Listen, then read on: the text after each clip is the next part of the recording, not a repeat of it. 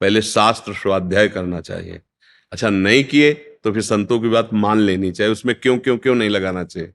क्योंकि श्रद्धा विश्वास के बिना ज्ञान नहीं होता। श्रद्धावान लभते ज्ञानम।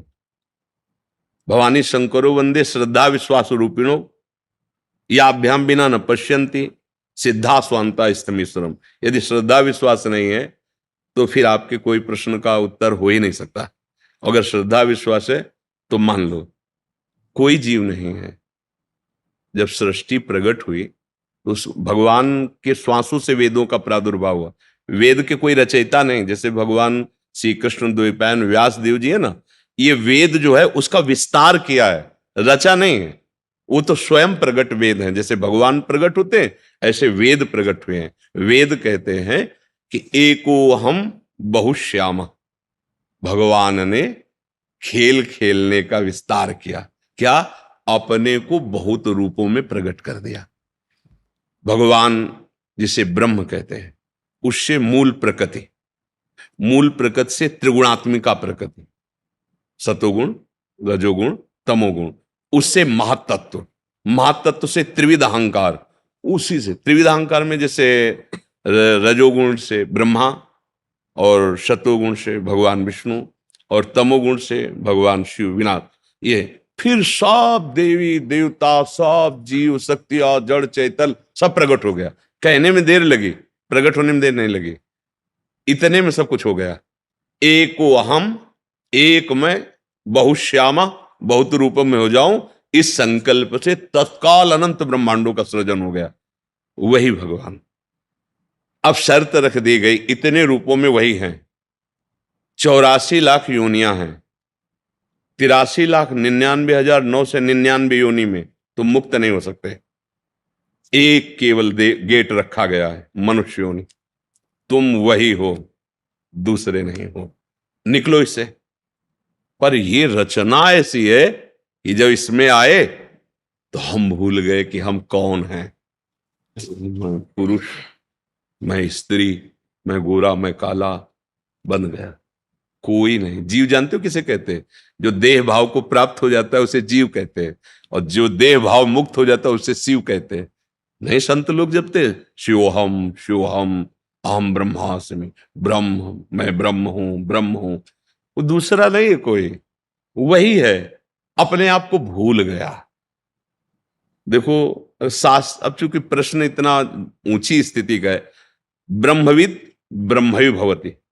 जो ब्रह्म को जान लेता है वो ब्रह्म में हो जाता है। ब्रह्म में हो जाता है का मतलब जानते हो क्या है? वो ब्रह्म में था, ब्रह्म में है, ब्रह्म में रहेगा, ये बात उसके अनुभव में आ जाती है। ये ब्रह्म ज्ञान में बाधक है। भगवत प्राप्ति में जैसे प्रेम रस है, भगवत रसिक जी कह रहे पांचों भूले देह सुधि, छठे भावना रास की। पहले ये देह सुधि भूले। अब हमारा तो सारा ज्ञान इसी में है ना। मैं स्त्री, मैं पुरुष, मैं खाता, मैं पीता, मैं देखता, मैं ज्ञानी, मैं अज्ञानी। वो अपने आप को भूल गया। इसीलिए ये जन्म मरण का खेल हो रहा है। ये जो हम आरोप लगाते ना कि भगवान ने हमें क्यों फंसाया, यही तुम्हारा ज्ञान है। तुम झांक के देखो लौट कर, तुम हो कौन? तुम ही फंस गए हो, किसी ने तुम्हें फंसाया थोड़ी। किस में फंस गए हो? मकड़ी अपने मुख से जाला पैदा करती है, उसी में खेलती है और उसी में मर जाती है। हम अपनी वासनाओं का जाल फैला लिए। बोलो हमें कौन बांधे हुए है? कौन बांधे? हम ही चाह में बंधे हुए हैं। चाह छोड़ो, अभी जीवन मुक्त हो। न तुम्हें कोई बांधा था, न कोई बांध सकता है। चाह कैसे उत्पन्न हुई? शरीर को मैं मानने से। अब भूख है, प्यास है, देखना है, सुनना है, भोगना है, छूना है, सूंघना है, जन्म है, मृत्यु है, ये किससे हुई? इसको अपना मानने से। गलती किसकी हुई? मेरी हुई। भगवान ने कहां बांधा? आप हो कौन? कहा जाता है कि ईश्वर अंश जीव अविनाशी। ईश्वर का अंश है तो है कौन? अविनाशी। तो आप अपने को कभी अनुभव किए कि आप अविनाशी हैं? आप तो अपने को विनाशी अनुभव कर रहे हैं, जन्मने मरने वाला। आपको कहा गया है अमल, चेतन अमल, सहज सुख राशि। आप में कोई विकार नहीं, तो आपको देखो, आप तो विकारी बने हुए हो।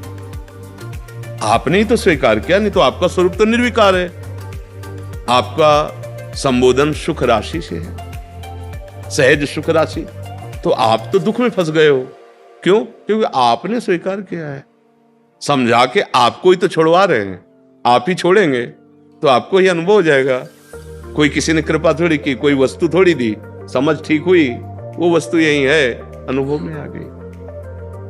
तरंग क्या है और समुद्र क्या है, आप बिल्कुल विचार करके देखो। वायु विकार समुद्र में तो तरंग हो गया ना, वायु हटी तो समुद्र ही है ना। तो तरंग जब है तो है कौन? आप क्या कहोगे? तरंग शब्द क्यों कहा गया उसे? क्योंकि वायु विकार है ना, वायु विकार हटा दो तो समुद्र ही है ना। बस जीव क्यों कहा गया? माया से युक्त, माया माने भ्रम, भ्रम से युक्त होकर अपने को देह मानकर कर्ता भोक्ता भाव में विचरण करने लगा। तो मानो जैसे किसी व्यक्ति को कहा जाए ए रिक्शा, तो खड़ा हो गया। वो रिक्शा है क्या है? पर उसने इतना तदात्म कर लिया रिक्शा से कि रिक्शा बोलते हुए खड़ा हो जाएगा। अच्छा, फिर इसके बाद कई बार उदाहरण दिया, पैसा बढ़ा के टैक्सी ले ले, ए टैक्सी, अब वो टैक्सी में खड़ा हो जाएगा, रिक्शा कहने से नहीं खड़ा होगा। हमारी दशा यही है, हम जिस शरीर को प्राप्त होते हैं उसी में इतना हम कर लेते हैं। इसीलिए एक तरह समझो कि उस महान तत्व की निंदा की जा रही, उसे जीव कह के, ए जीव देहाभिमानी, कहां वो पर ब्रह्म परमात्मा का स्वरूप है और वो देह में फंस, कामी क्रोधी लोभी मोही, मान उसकी निंदा की जा रही। क्यों? उसने स्वयं पकड़ लिया, इस भाव को स्वीकार कर लिया। यही ज्ञान के द्वारा हटाओ और जहां आप आए अपने स्वरूप में, तो न काम है, न क्रोध है, न लोभ है, न मोह है, न मद है, न मत्सर है, न स्त्री है, न पुरुष है, न जड़ है, न चैतन्य है। वेद कहता सर्वम खलमिदम ब्रह्म। अब जिधर अनुभव ब्रह्म है, ब्रह्म। देखिए भगत लोग अनुभव करते अपने इष्ट को, जैसे गोस्वामी जी के सिया राम में सब जग जान रहे ना, जड़ चेतन जग जीव जत सकल राम। जैसे अपने लोग श्यामा श्याम में सब बिहारी जी हैं, बिहारी जी को सिवा दूसरा कोई है ही नहीं। ये बात समझना होगा। अगर ज्ञान नहीं है तो हम फिर ये दोष काल ही कर्म ही ईश्वर ही मिथ्या दोष लगा। मिथ्या माने झूठा। अब काल के अधीन हम तो हैं, अब जो ऐसा हमारे भाग्य में जैसा हो, ये सब अज्ञानी जीवों की बातें हैं। तो इसलिए अगर शुद्ध बात समझती हो तो भगवान ने नहीं फंसाया है, हम खुद फंस गए हैं। कहाँ कोई बांधे हमें बताओ? हमारी इच्छा ही तो हमें बांधे। हमें प्यारा लगा रूप, हमें प्यारा लगा भोग, हमें प्यारी लगी वस्तु, हमें प्यारा लगा पद, हमें प्यारा लगा रुपया, इसलिए हम ही फंस गए अपने प्रेम को ना समझकर। जो प्रेम हमें अपने स्वरूप अपनी आत्मा भगवान से करना है वो हम नानात्व में कर बैठे। और जब भगवान से करोगे तो उनके सिवा कोई है नहीं, ये अनुभव हो जाएगा। और जब प्रभु से विमुख हो तो ये नानात्व फैल गया। ये अज्ञान मिटाए बिना इस प्रश्न के उत्तर को सुन के भी आप समझ नहीं पाएंगे। बिना हृदय पवित्र हुए नहीं समझ। जैसे दर्पण है आपके पास पर उसमें मल लग गया है तो आपको अपना रूप दिखाई नहीं देगा। ऐसे ही ज्ञान है आपके अंदर, बुद्धि है, पर ये माया मल से ढक गई है। ये बात आपके अनुभव में नहीं आएगी। वो चींटी के अंदर भी आराम से सोता है। अणुअणियान बड़ा सूक्ष्म है और महतो महियान, ये अनंत ब्रह्मांड उसके एक रोमकूप में वास करते हैं। एक रुए के छेद में अनंत ब्रह्मांड, ब्रह्मांड निकाया निर्मित माया रोम रोम प्रति। इसलिए भजन के बिना ये अध्यात्म नहीं जाना जा सकता। अगर आप भजन अच्छे से करोगे, गंदे आचरण नहीं करोगे, तो आपको खुद समझ में आने लगेगा। नहीं हमारी बात आपको एक कहानी सी लगेगी। ऐसा कैसे हो सकता है? ऐसा कैसे हो सकता है? ऐसा हो सकता है। जो ऐसा नहीं हो सकता वो भी हो सकता है। जो ऐसा कभी नहीं हो सकता वो भी हो सकता है। कर तुम अकर तुम अन्यथा कर तुम सर्व समर्था सा ईश्वरा। अभी जाने क्या हो, जहां सुई का धागा नहीं जाता वहां से ब्रह्मांड पार कर दे, उसे भगवान कहते हैं। वो इतना सामर्थ्यशाली है। इसलिए बहुत बहुत बहुत होश में तही। एक बार सुदामा जी महाराज द्वारिकाधीश से फिर बार बार मिलने ही जाते थे। तो एक बार समुद्र स्नान करने जा रहे थे तो सुदामा जी ने कहा, प्रभु बहुत ऋषि मुनि कहते आपकी माया बड़ी विचित्र है, बड़ी भयावह है। अब हमको दिखाओ तुम्हारी माया है क्या? माया क्या है? भगवान ने कहा पहले समुद्र में स्नान कर लेते हैं, फिर बाद में बैठ के बात करेंगे। सुदामा जी और प्रभु ऐसे पास ही पास डुबकी मारे, जो ही डुबकी मारे तो सुदामा जी ने देखा कि एक राज्य में पहुंच गए।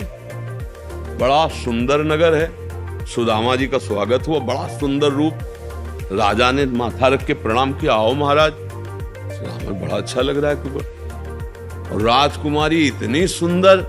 बोले महाराज बस हम वर ही खोज रहे थे, आप जैसा वर भगवान का भक्त, हम तो निहाल हो गए, हमारी कन्या स्वीकार कर। उनकी स्वीकृति की जरूरत नहीं, जबरदस्ती ब्याह हो गया, महल और सब हाल, कई लड़का बच्चा हुए। बाद में पत्नी मर गई, 10वें वर्ष व्यतीत हो गए। पत्नी जब मरी तो वहां का धर्म था, राजा ने बताया कि जैसे पूर्व में अपने यहाँ पति पधार जाए तो पत्नी सती हो जाती थी, वहां अगर स्त्री पधार जाए तो जबरदस्ती पुरुष को जलाया जाता था। तो अब चिता में बांध दिए गए सुदामा। अब लगा कि जिंदा जला दिए जाएंगे, तो बड़ी जोर से पुकारा, हे श्री कृष्ण रक्षा करो। तो भगवान ने ऐसे उठाया समुद्र से, बड़ी लंबी डुबकी मारी। बोले प्रभु अरे यहाँ ब्याह हो गया, लड़का बच्चा हो गया, हमको। बोले अभी हमने जो डुबकी मारी थी अभी दोबारा नहीं मारी है, तुम्हारे उछरने को देख रहे, इतने में देख लिया। इतने में क्या देख लिया? ब्याह हो गया, लड़का बच्चा हो गया, ये है माया। कुछ जैसे स्वप्न में हम देखते हैं ना, कुछ नहीं होता, पर जगने के बाद अनुभव होता, स्वप्न में तो अनुभव नहीं होता।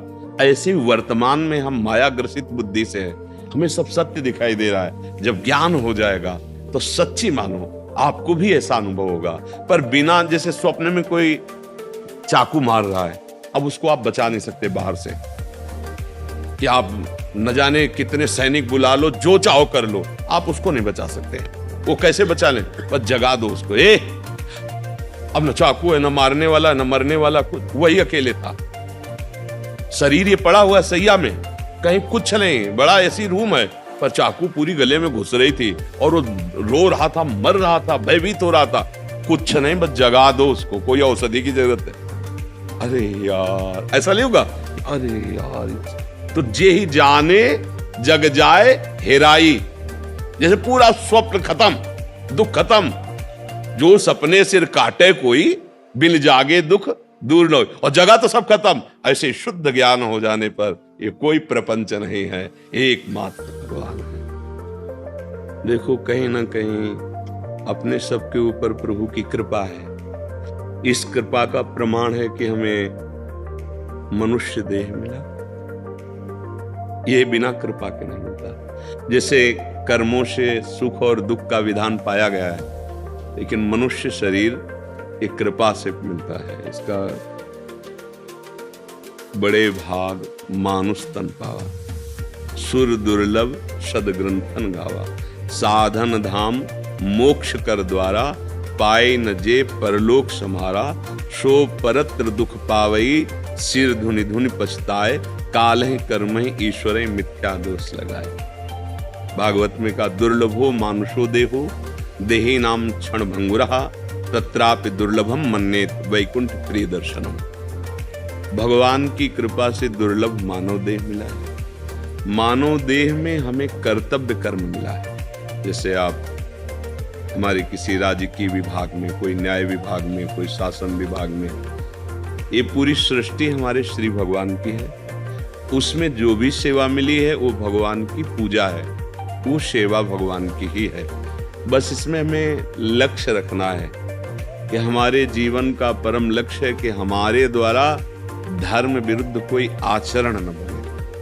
और अगर भगवद स्मृति परायण धर्मयुक्त जीवन व्यतीत हो जाए तो जो जहां है वहीं से उससे भगवत प्राप्ति हो जाएगी। हमें शास्त्र सम्मत बात कहते हैं। अगर हम अधर्माचरण करेंगे, शास्त्र के विधान सिद्धांत के विपरीत या कानून के विपरीत, तो वो अधर्माचरण हमें कभी सुख और शांति ये नहीं प्रदान करेगा। चाहे जितना धन हो, चाहे जितना बड़ा पद हो, यदि हृदय शीतल नहीं है, हृदय शांत नहीं है, तो सुख किसे कहते हैं? अशांतस्य कुतः सुखम। जो अशांत है वो सुख का अनुभव कैसे कर सकता है? अभी जो हम बाह्य सुखों को, जैसे एक पद के गर्व जनित सुख होता है या वैभव की विलासता जनित सुख होता है, ये कितने दिन का है? हमारी आयु, हमारा जीवन एक सीमित समय है। और वो समय बदला नहीं जा सकता। जैसे मानो हमारा अभी समय पूरा होने को हो, हमने 50 वर्ष संपत्ति कमाई और वो संपत्ति देकर कहें कि मेरी एक श्वास और बढ़ा दो, तो नहीं बढ़ेगी। मतलब 50 वर्ष की श्वासों को जहां खर्चा किया, उस वस्तु से, उस धन से हम एक श्वास भी नहीं खरीद सकते। इतनी कीमती हमारी श्वासें हैं।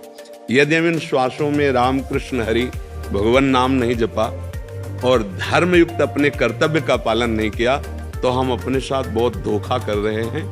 हमें फिर आगे जो अभी अवसर मिला है शायद न मिले, अर्थात मनुष्य शरीर न मिले, हम अन्य योनियों में भेज दिए जाएं। बड़ी कृपा है कि आप पद में युक्त होते हुए भी संत समागम का महत्व दिया। आप यहाँ पधारे, कृपा करी। अब हमारी प्रार्थना है कि आपके ऊपर निश्चित भगवान की कृपा है, क्योंकि अब मोहि भाव भरोस अनुमंता, बिनु हरि कृपा मिले नहीं संता। यदि आप यहाँ विराजमान हुए तो मेरी लाडली जी की कृपा है आप पर, हरि की कृपा है। अब ऐसा हम सावधान रहे कि अभी तक जो हुआ उसके विषय में प्रश्न नहीं, लेकिन अब जो आगे जीवन है उसमें प्रश्नवाचक चिन्ह न लगे। बस इतनी हमें प्रार्थना करनी है आपसे कि जितना जीवन हो, जो बीत गया उसको तो छोड़ो, अब उसे हम सुधारने की चेष्टा नहीं करेंगे। वो जो भूत में गया वो हरि जाने। हम तो हम सर्वपापेभ्यो मोक्षयिष्यामि शुचा। मेरा अब कर्तव्य है कि यदि संत समागम मिल गया, शास्त्र सम्मत वाक्य हमारी श्रवणेंद्रिय में पड़े, तो अब लो नशानी, अब ना नशे। अब श्वासें प्रभु से विलग नहीं जानी चाहिए। आप जहां तैनात हो, जिस सेवा में हो, भगवत स्मरण करते हुए भगवत सेवा मानकर करें। और जीवन का लाभ ये मिलना चाहिए कि जहां हम आ गए इससे नीचे न गिरे। अगर हम मनुष्य योनि में आगे माना कि भगवत प्राप्ति नहीं कर पाए, तो फिर मुझे मनुष्य योनि मिले, फिर मुझे देश सेवा मिले, फिर मैं भगवत स्मृति परायण रहूं और अपना काम बनाऊं। हमारा विश्राम होगा आवागमन से मुक्त होना। ये पुनरपि जननम पुनरपि मरणम पुनरपि जननी जठरे शयनम, कब तक हम झेलते रहेंगे? आज मनुष्य मिला है, कल पशु पक्षी का मिलेगा, पता नहीं क्या। अब हमको इसे रोकना होगा, तभी हमारा ज्ञान सार्थक है, तभी हमारा पद सार्थक है। जब हम अपने आप को परम पद में पहुंचा दें, वह है भगवान की प्राप्ति। मनुष्य जीवन का परम लाभ है भगवान की प्राप्ति। इसलिए जहां भी हो, जैसे भी हो, हमारे लाडले प्रभु के हो, नाम स्मरण और धर्म युक्त आचरण, बस दो ही पाए। समस्त शास्त्रों का सार दो ही पाया है। तुम्हारे आचरण, तुम्हारा चरित्र पवित्र हो और नाम स्मरण हो, तो त्रिभुवन पर विजय प्राप्त कर लेंगे। कोई भी आपको परास्त नहीं कर सकता। हमारा जब चरित्र बिगड़ जाता है, तो रावण जैसा बलाभिमानी, तपाभिमानी, त्रिभुवन में अद्वितीय बल में, विद्वता में और ऊंचे कुल में पुलस्त्य जी का, लेकिन चरित्रहीन होने के कारण मारा गया। चरित्रहीन होने के कारण राक्षस कहा गया। चरित्र ही हमारे देश में पूजनीय है। जिसका चरित्र पवित्र है और जो धर्म युक्त भगवत स्मरण परायण है, वो महात्मा ही है, चाहे पैंट शर्ट में हो, चाहे धोती कुर्ता में हो, चाहे किसी रंग में हो। अगर ये नहीं है, चरित्रहीन है, तो कोई भी हो धूर्तता ही है, अधर्म ही है, चाहे किसी भी भेष में हो, वो दंड का अधिकारी है। प्रगट में अगर दोष नहीं खुल रहा, तो वो अव्यक्त परमात्मा उसे दंड देगा। वो कभी शांति और सुख को प्राप्त नहीं हो सकता। इसलिए मनुष्य जीवन का लाभ हम सब ले, नाम जप करते हुए धर्माचरण, जो कर्तव्य मिला है उसका निर्वाह करें।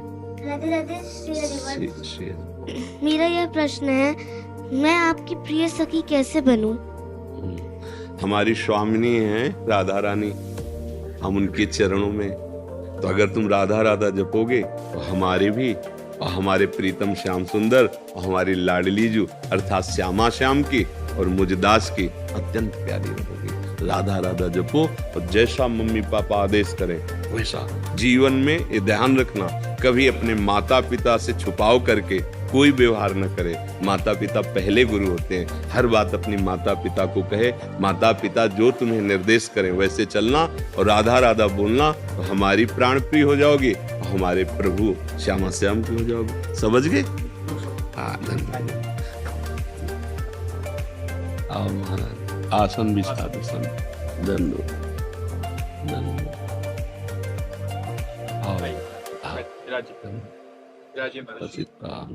आसन दीजिए, धन क्या आज्ञा है आसन करके। अरे महाराज जी, आप तो दर्शन देने आए हो।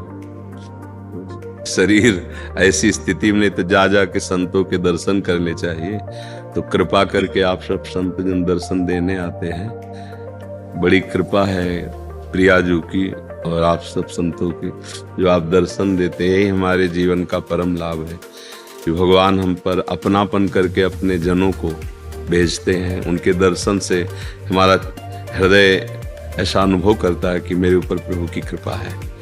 अगर उनकी कृपा ना होती तो ये असंग महापुरुष जो प्रभु के रंग में रंगे हैं, ये क्यों आते हैं? इनको क्या जानना है, क्या पाना है? इनको किसी का आशीर्वाद या कोई ज्ञान जानने की जरूरत थोड़ी रह गई। जो राधा राधा बोलते हैं, श्याम श्याम बोलते हैं, राम राम बोलते हैं, सिया राम बोलते हैं, इससे बड़ा कोई ज्ञान नहीं, इससे बड़ी कोई जानकारी नहीं। जिसके हृदय में बात बैठ गई कि प्रभु का नाम जो गुरुदेव ने दिया है, सब ज्ञान की पिटारी है, सब वैभव ऐश्वर्य, यहाँ तक कि प्रभु का प्रेम उसी में समाया हुआ है। अब क्या जानना? ऐसे महापुरुष संत जन आकर जब मिलते हैं तो फिर जो प्रभु मोहि अनुग्रह की ना, तो तुम आई दर्शट दीना। अगर प्रभु हम पर कृपा न करते तो आप सब जन आकर दर्शन न देते। प्रभु की बड़ी कृपा है, आप दर्शन लेने नहीं, दर्शन देने आए हैं, कृपा करने आए हैं।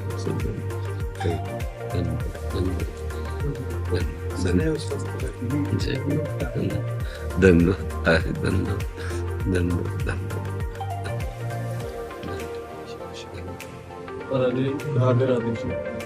महाराज जी, आपकी अनुमति हो, एक बात कहना चाहता हूँ। मैं 7 वर्ष से घबराहट की इतनी भयंकर क्रीड़ा से गुजर रहा था। इस बीच आपका सत्संग सुना, उसके बाद बिल्कुल ही एकदम से नाम जपने लग गया, एकदम से चमत्कार जैसे हो गया, ठीक हो गया। मैं आपके हर आदेश का लगातार सख्ती से पालन कर रहा हूँ और महाराज जी दिन रात सत्संग सुन रहा हूँ। हर समय गाड़ी चलाते समय, काम पे, ऑफिस में बैठते समय, और जितना हो सकता है प्रयास कर रहा हूँ नाम जपने का। आप निश्चिंत रहिए, भगवान की कृपा है जो आप संतों पर श्रद्धा, उनके वचनों पर श्रद्धा, तो आप खुद देखो आपको कैसा अनुभव हो रहा है। पूर्व में जो हुआ उसकी चिंता मत करना, क्योंकि अगर आप नाम जप करोगे तो सब नष्ट हो जाएगा। आगे गलती ना होने पाए, अगर हो भी जाती है तो रुकना नहीं, डरना नहीं, झुकना नहीं। ऐसा होता है ना कि अब फिर फिसल गए, अब क्या, नहीं। अगर कभी गलती हो जाती है तो हमें टूटना नहीं चाहिए। 1000 बार गलती हो, हमको उत्साह पूर्वक रौंदना है। ये जो गलती कराने वाले दोष हैं, इनको हम रौंदेंगे। हमारे पास नाम है, हमारे पास गुरु का बल है, भगवान का आश्रय है। बस निराश मत होना, बहुत कृपा है। इसी जन्म में यदि भगवत प्राप्ति हो जाए तो जीत गए यार। न जाने कौन कौन सी योनियों में गए, आज हमें मनुष्य योनि मिली, फिर हम गंदे आचरण करके फिर गिर रहे हैं। भगवत कृपा हुई जो आप संभल रहे हो, ऐसा संभलो कि अब गिरने के चांस न रह जाए। उस महान कृपालु वो है, कोई ऐसी जगह नहीं जाना हो, वो है। देखो खुद आप अनुभव करो, उसकी बात मान गए तो आपको कैसा लग रहा है, और अगर वो मिल जाए, उसके जन तुम्हें कैसे लग रहे हैं जो उनके तुच्छ दास हैं। अगर वो मालिक तो कैसा लगेगा, निहाल हो जाओ, क्योंकि उसी के बच्चे हो, उसी के अंश हो। उससे विमुख होने के कारण ये सब माया हमें परेशान कर रही। जहाँ सन्मुख हुए तो ई परलोक सकल सुख पावत, इस लोक में भी परलोक में भी। मितेश सोनी जी गुजरात से। राधे राधे महाराज जी। महाराज जी, कर्म का फल सबको मिलता है, चाहे बुरा हो या अच्छा, लेकिन कुछ बुरे कर्म जैसे भ्रष्टाचार, बलात्कार और हत्या, ऐसे कर्मों का फल कई बार देखा गया है कि इस जन्म में तो मिलता ही नहीं है। तो इसकी वजह से समाज में ऐसे कर्म कर आप कितना देख पाए, आपकी दृष्टि कितनी, किसका प्रश्न है? आपकी दृष्टि कितनी है? जब चोरी किया, पुलिस पकड़ के ले गई तो 2-4 थप्पड़ रास्ते वाले देखे, लेकिन थाने के अंदर जो उसके, और इसके बाद जो वहाँ कानूनी सजा होकर पूरे जीवन भर जो उसको दंड मिलता है, आपकी दृष्टि वहां तो नहीं है ना। ऐसे जैसे पाप कर्म कर रहे, इस समय पुण्य कर्म का प्रताप चल रहा है, तो एक कांटा भी नहीं लगेगा। जब तक वो पुण्य है तब तक चलता रहेगा। इसके बाद जब वो पुण्य खत्म होगा, जिसके प्रभाव से बच रहे थे, और पूर्व का पाप और अभी का पाप, ये दोनों मिलेंगे, उसके देखने लायक अपनी दृष्टि नहीं ना। अगर दिव्य दृष्टि हो तो देखने को मिल जाए, और अपने पास दिव्य दृष्टि तो है नहीं, पर इतना देखा कि हथकड़ी लगा के थाने के अंदर ले गए, कि उसको फिर ले जाते थे न्यायालय में। वहां जो दंड मिलता है, क्या सभा में फांसी दी जाती है, क्या एकांत में दी जाती ना? ऐसे आपने पाप जो किया है उसका फल एकांत देश है नरक, उसमें दंड मिलता है। और फिर कुछ जो पाप बचते हैं फिर उनके अनुसार उसका अगला जन्म कर दिया जाता है। तो ये तो ज्ञानी जन देख पाते हैं, जिनकी दिव्य दृष्टि है। अपने लोग ने बगैर चाह तो ऐसी रहती कि इसने पाप किया तो अभी दंड मिलना चाहिए, पर वो ऐसा नहीं है। अगर बहुत भारी अपराध बन गया तो फिर आयु क्षीण हो जाती है, तत्कालिक दंड मिल जाता है। जैसे पूर्व में हमको बताया गया था कि जो उन्होंने गलती की थी ना, दूसरे दिन सुबह ही ऐसा उनका तत्कालिक महापाप बन गया और पुण्य उनका सपोर्ट नहीं कर पाया। नहीं तो अगर पुण्य सपोर्ट करता तो न्यायालय में बात जाती, वर्षों चलता, फिर उनको दंड मिलता। ऐसा है। ये भागवतिक विधान बड़ा सूक्ष्म है, ये निर्णय होता है ज्ञान के द्वारा।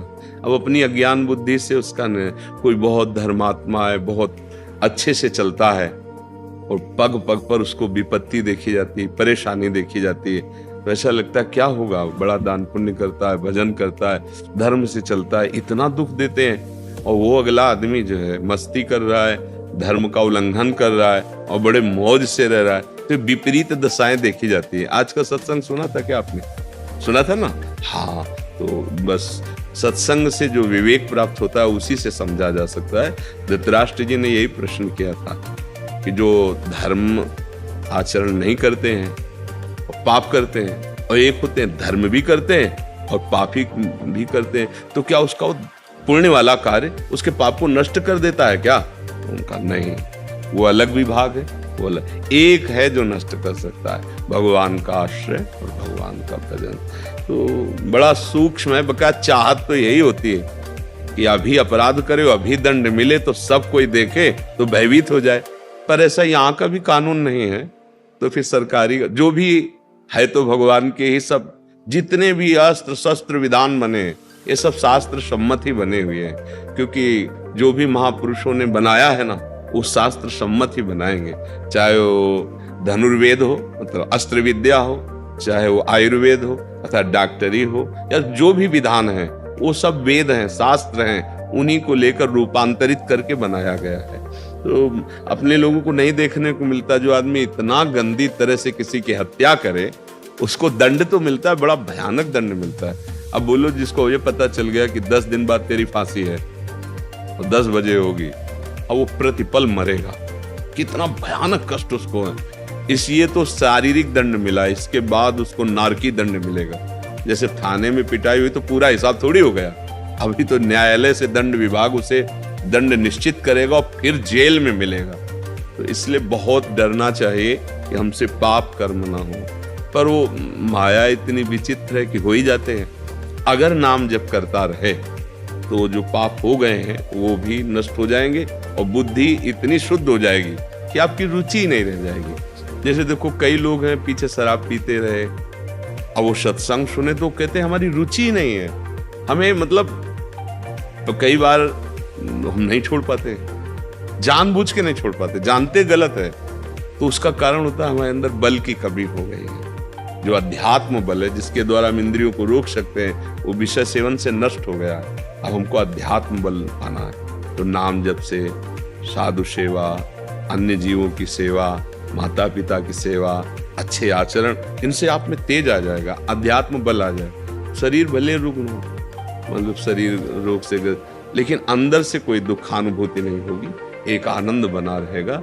और ये शरीर तो जाएगा, चाहे स्वस्थ हो चाहे बीमार हो, अब जहां जाएगा तो बहुत बढ़िया कमाई की है, इसलिए बहुत आनंद रहेगा।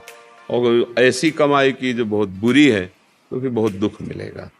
अब अपने तो देख लिए कि सजा हो गई, पर उसको क्या बीतती है, परिवार से बिलग, स्वतंत्रता रहित, जो मिले वही खाना, और वहां भी ऐसे ही लोगों का संग जो अधर्माचरण करके गए। अब कितना जीवन नरक में, अपने प्रिय से आप बैठ करके बात नहीं कर सकते, पर्दा लगा है जाली का, लोहे के, इधर से आप बात करो, इधर से आप बात, क्या जीवन। सोचो यहां दंड मिलता है ना, ये तो ये नहीं कि यहां मिला तो पूरे मुक्त हो गए, ऐसा भी नहीं। जैसे थाने में पिटाई हुई तो पूरे नहीं मुक्त हुए, जेल में। ऐसे ही अगर महत अपराध बन गया है तो अभी इसका और दंड मिलेगा नरक योनि में जाके। तभी तो महापुरुष जन कहते हैं डरते रहो, कोई अपराध न बने, कोई गलती न बने, मनुष्य जीवन मिला है। बड़ी मनमानी आचरण हो जाते हैं। जब भजन नहीं होता तो शासन कौन करे? भजन है तो बुद्धि डरती है, एक एक बात में डर नहीं, ऐसी गलती हो गई तो हमारा भजन छूट जाएगा, हमारी गति बिगड़ जाएगी, हमारे सुख नष्ट हो जाएंगे। इसलिए धैर्यपूर्वक नाम जप करते हुए होश से चले। इतना तो हमें लगता है सबको पता है कि ये गलत है। गलत का तो हमें लगता है पता तो है ही है, क्योंकि अपने जब कोई गलत सोचे हैं तो अंदर से आ गया कि ये गलत है। इसका मतलब अंदर बैठा है निर्णायक और वो संकेत तो कर ही देता है गलत है, पे अपने लोग प्रमादवश अवहेलना कर देते हैं। कई बार देखा है, हर छोटी बात का उत्तर अंदर से मिलता है। अपने को लगा हाथ पवित्र हैं और श्री जी की सेवा में जा रहे हैं, अब अंदर से यार नहीं पहले हाथ धोइए, नहीं तो कोई हमारा पवित्र थोड़ी है, और आप चले। नहीं माना उसकी बात, वो बता आपको हर संकेत मिलेगा। अगर आप अंतर्मुख थोड़ा जानते हैं इंद्रियों को करना, तो आप देख लो हर प्रश्न का उत्तर आपके अंदर मिल जाएगा। आप अच्छे कार्य करने चलते हृदय शीतल हो जाएगा और बुद्धि प्रसन्न होगी। बुरे कार्य तो एक चिंता, एक भय, एक विषाद, अंदर से प्रेरणा मत करो यार ये ठीक नहीं, पर हम नहीं मानते, कर बैठते। तो जो कर बैठते नहीं मानते उसमें हमारी कमजोरी है, उस कमजोरी को दूर करता है भजन। श्री हरिवंश नाम बल लाओ। अब भजन बल से हो, नहीं करना तो नहीं करना, जब मर जाओ अब खत्म, इसके आगे कोई दुख दे नहीं सकता मन। जब हमने मरना स्वीकार कर लिया, मृत्यु जनित सुख दुख को, तो अभी मन हमें क्या भयभीत करेगा? नहीं कर सकता, बुरा आचरण नहीं करूंगा, धर्म से चलूंगा, ये सब ठीक हो जाएंगे। पर हमारे निश्चय में दम नहीं है। आज निश्चय करते हैं और कल हमारा निश्चय टूट जाता है, क्योंकि हमारे अंदर वास्तविक बल नहीं है। वो बल है मेरे बल सी वृंदावन रानी प्रियालाल की शरण होकर नाम जप करते।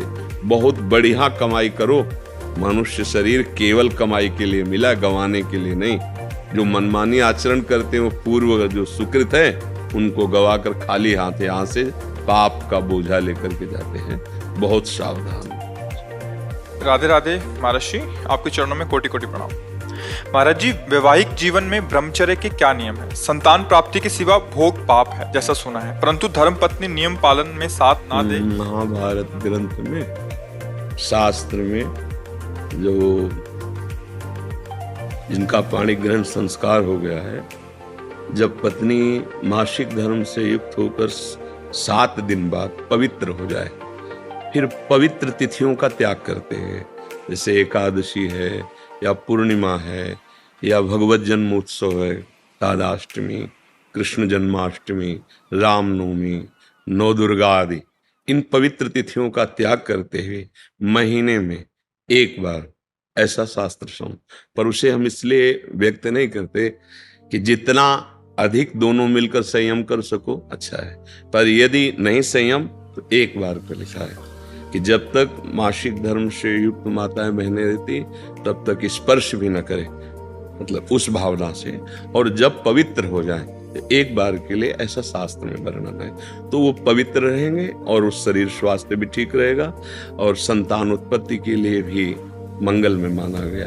अब जैसे संतान हो गई है और हमारी वासना अभी शांत नहीं हुई है, तो ऐसा अन्य की तरफ न देखे, धर्म से चले, तो इसमें कुछ सुख है नहीं ऐसा अनुभव हो जाएगा।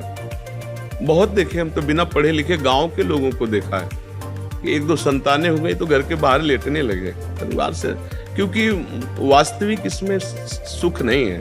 हमारा जो मन है जिस सुख की चाह कर रहा है, आप खुद देखो, गृहस्थ हो आप लोग, आपको हर बार एक नई तृष्णा जगती है, एक नया चाव भोगने का होता है, वो चिंतन के कारण।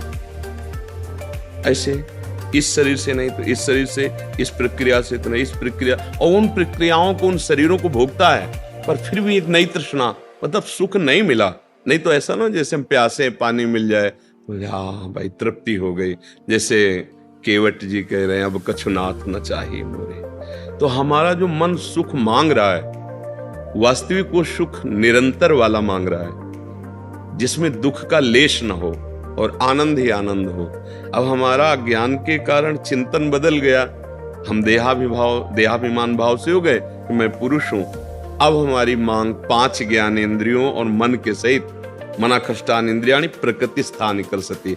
अब वो प्रकृति से सुख चाहने लगा, हर इंद्रिय हमारी प्रकृति भोग में, और इसका नाम भगवान ने गीता में रखा है दुखालयम अशाश्वतम। तो हर भोग का अंतिम परिणाम खाली हाथ, अशांति और भारी भोग तृष्णा। जो जितना भोगता है उतने कामी होता जाता है। जैसे आग में घी डालते रहो तो बढ़ेगी ना, ऐसे भोग तृष्णा।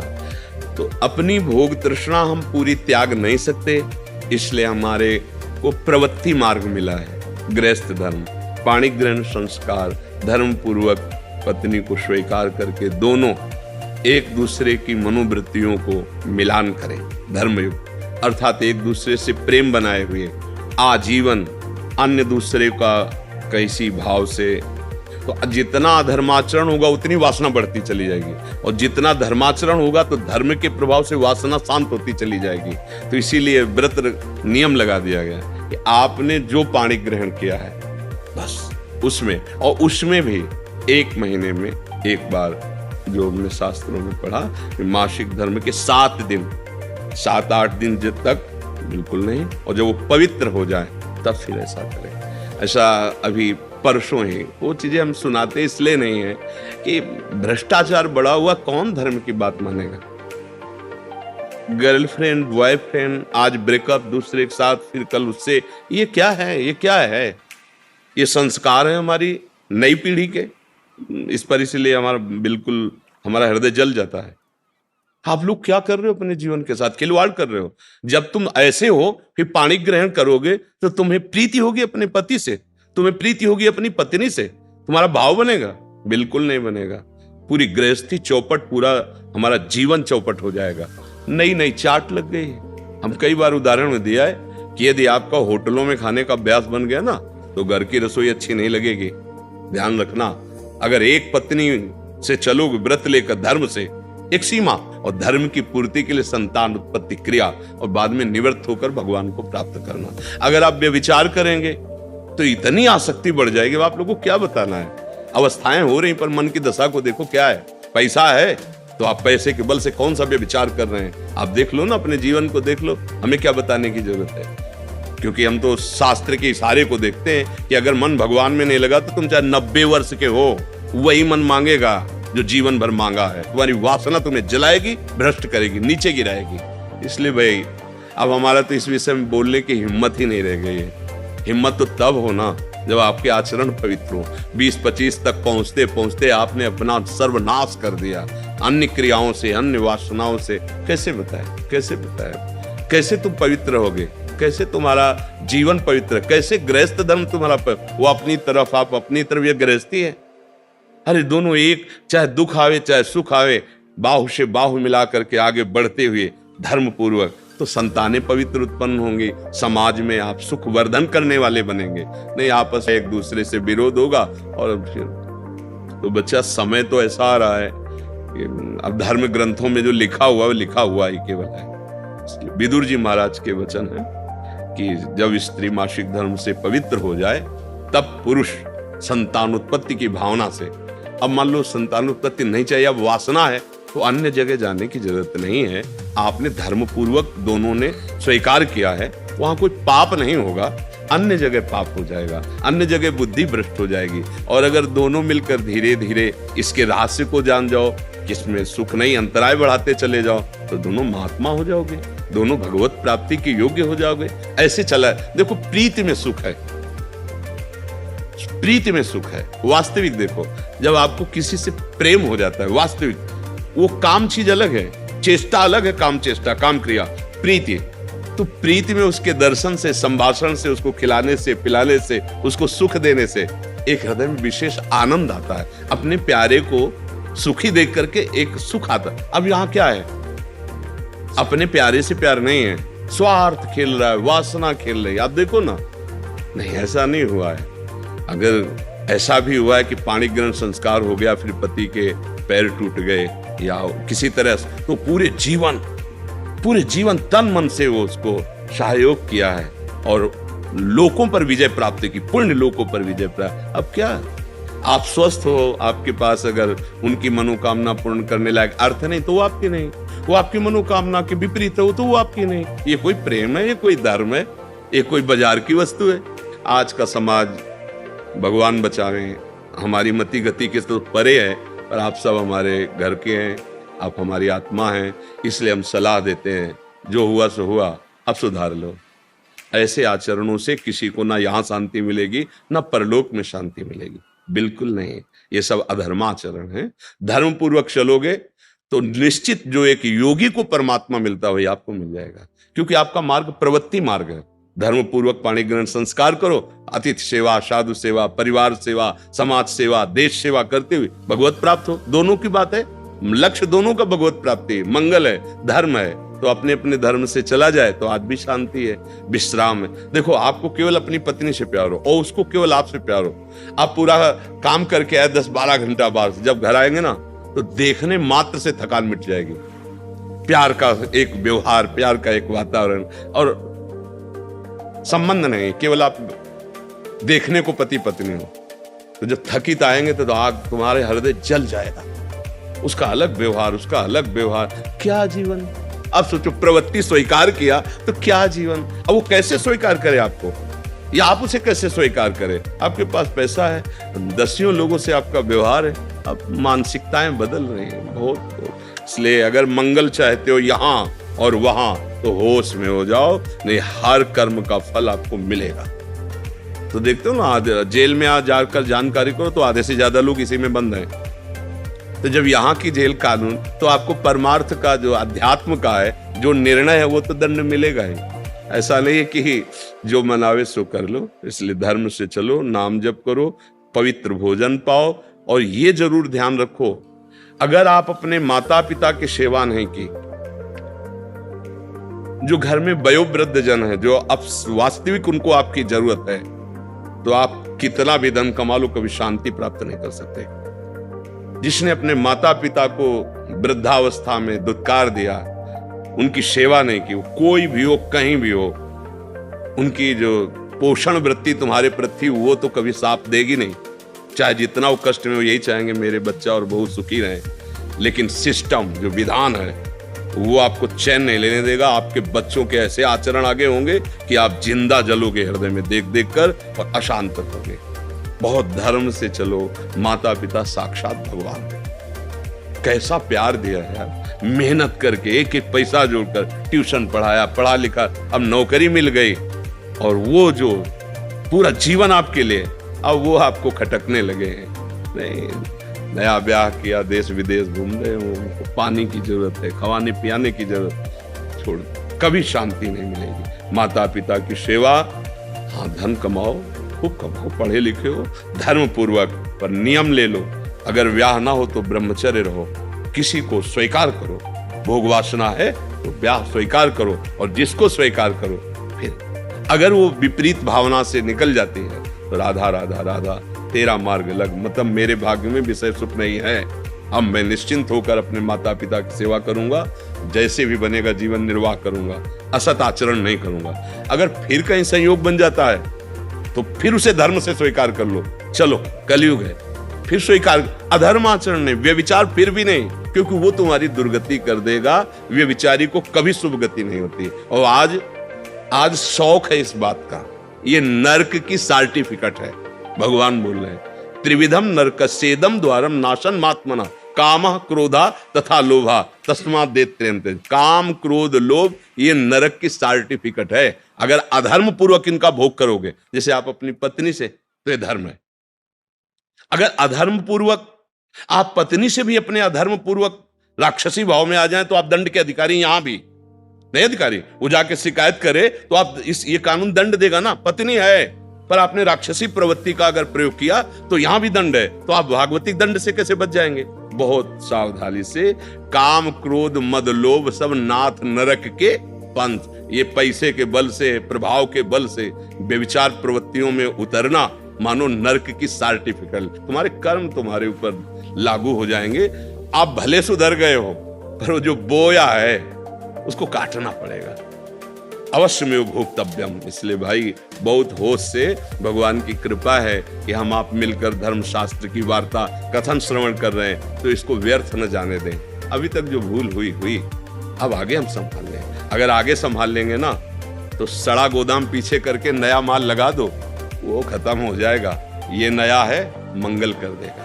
हमारा जो गलत आचरण वो हमें बख्शेगा नहीं। अगर भजन नहीं किया, सत आचरण में नहीं चले, माता पिता का दुलार जो हमें मिला उसका हम परोपकार, हम कृतज्ञता, उनको वैसे ही दुलार करें। अब वृद्धावस्था आ रही है, हम इसलिए बोल रहे हैं कि बहुत से उदाहरण हमारे सामने हैं। अब वो शौच चारपाई में ही कर रहे हैं, कोई नौकर थोड़ी करेगा। नौकर तो क्या बर्ताव करता है, आपको जैसे आपको दुलार उन्होंने किया था, अब अवसर आया है, आप दुलार कर लो, निश्चित मंगल हो जाएगा। लोक परलोक सब बन जाएंगे। धर्म से चलो, नाम जप करो।